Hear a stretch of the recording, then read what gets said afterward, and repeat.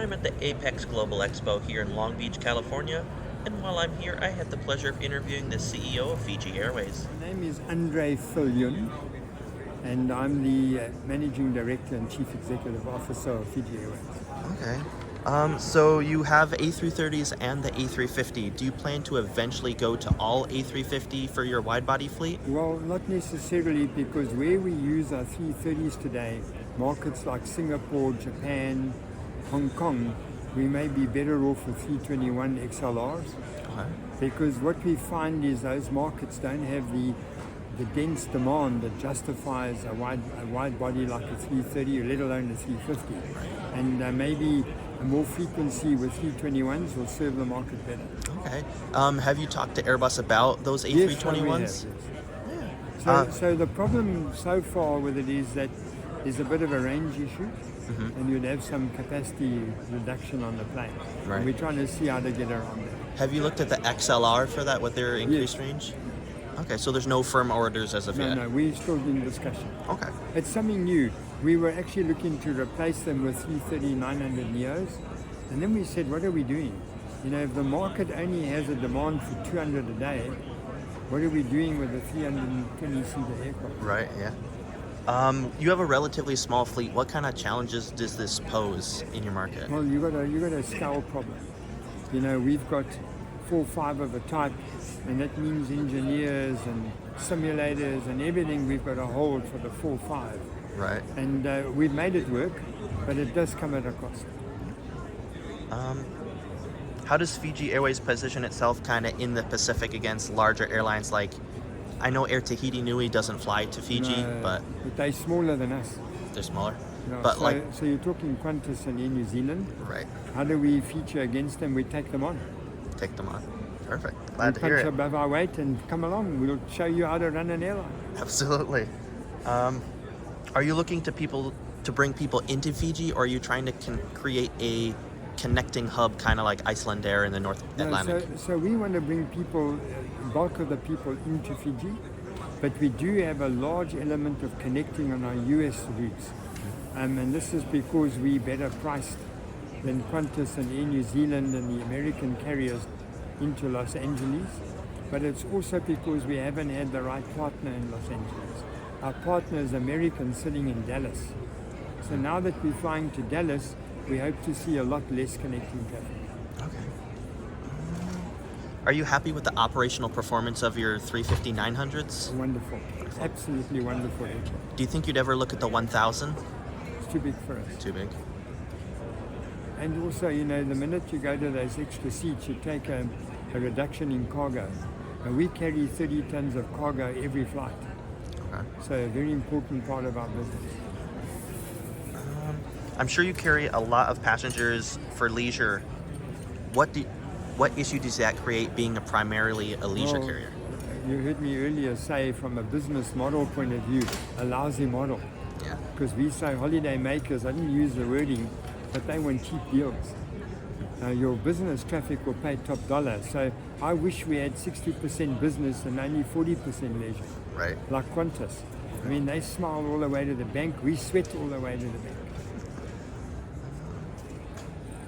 Given the large amount of leisure travelers, do you plan on putting a section between business and economy, or are you just going to have the two? We definitely, going forward, are looking to maybe convert some economy into premium economy. Okay, so you're definitely looking at Yeah, that. absolutely, because there is a need for it Okay. and a demand. All right. How do you incorporate the values and scenery of Fiji into your airline and your cabins? Well, that's the effort we've been making with World Class. We've now said, how do we bring more happiness in?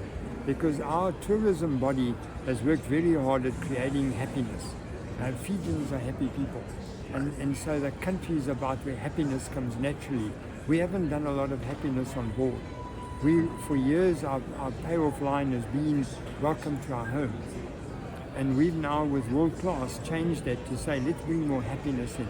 If the food is beautiful, if the service is friendly and nurturing, it generates happiness. Right. So your logo is absolutely beautiful. What does that stand for, and what does your logo mean? Now the logo is, it's called a teteva. It's on the tail. It was designed by a lady in a village, They take mulberry leaves and they paint it with inks, and she created this teteva that talks about the spirit of the country. The spirit of the country is we stand together as one and we work as one, but also individually. It also talks the spirit of we welcome tourists.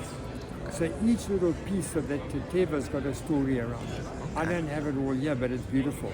But if you're going to Google, you can read it up. Okay.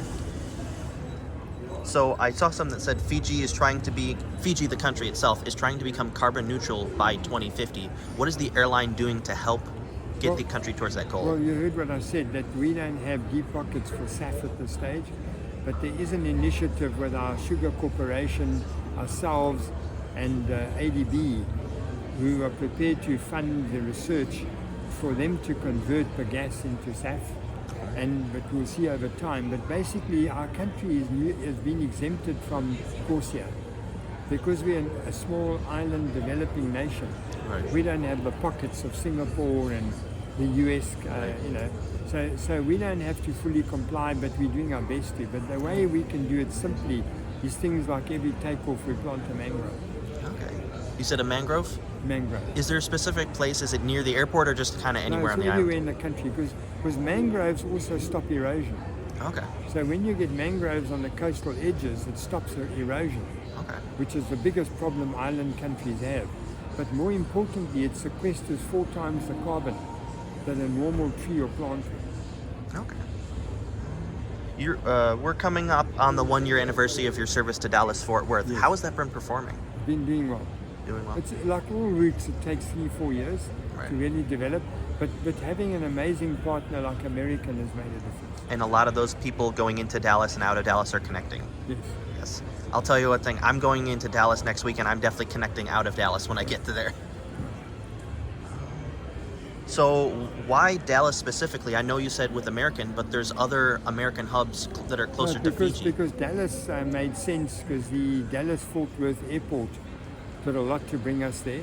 Mm-hmm. They're happy to connect an exotic destination to the airport, Mm-hmm. and American are the same.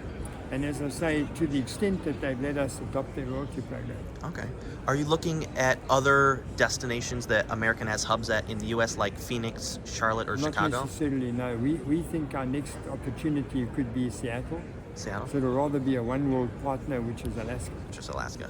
Are you looking at expanding into any other Oneworld hubs in Asia or Australia? Well, obviously, we're very deep in Australia. It's 50% of our business.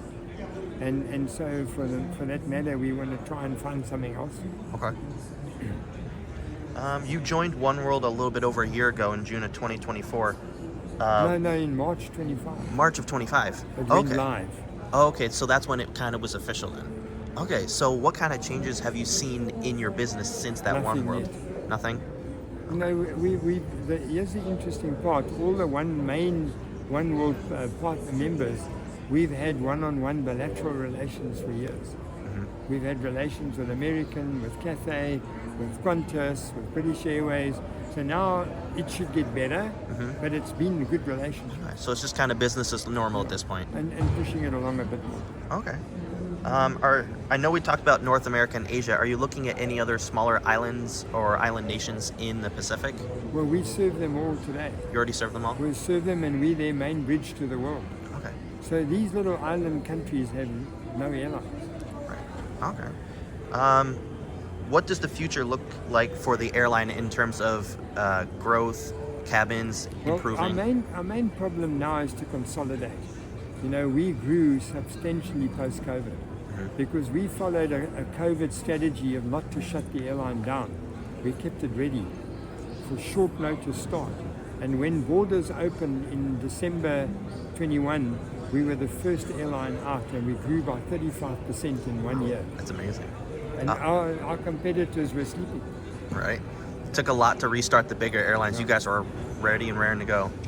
All right, so last question. If you had unlimited funds and no government restrictions, what would you do with it? We have no government restrictions. No government We restrictions? just don't have the funds. So if you had unlimited funds, what would you do with those? Well, we would start more destinations. We would change our 330s overnight. There's a lot we could do.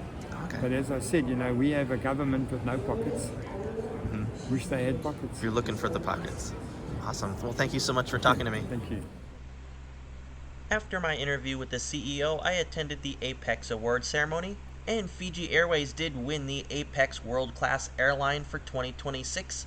This is one of the most prestigious recognitions in global aviation, and it placed Fiji Airways among the top 10 airlines in the world. Fiji Airways is the smallest airline by fleet size to ever earn this honor, and the only airline in Oceania to ever be recognized. So a big congratulations to Fiji Airways for this prestigious award. After the award ceremony, I quickly headed up to LAX so I could experience the airline's world-class service on a flight down to Fiji, along with a return flight to Dallas-Fort Worth in their business class cabin. Videos on these two flights will be up soon.